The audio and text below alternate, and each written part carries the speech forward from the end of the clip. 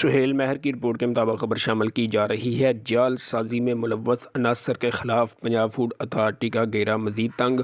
Gujranwala food safety ٹیموں کا ممتاز colony کھیالی میں واقع گولی ٹافی بنانے والے یونٹ کی چیکنگ۔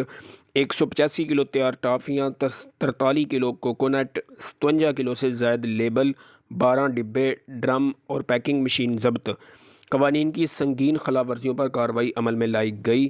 بچوں کی پسندیدہ گولیوں ٹافیوں کی پیکنگ کے لیے غلط لیبل استعمال کیا جا رہا تھا۔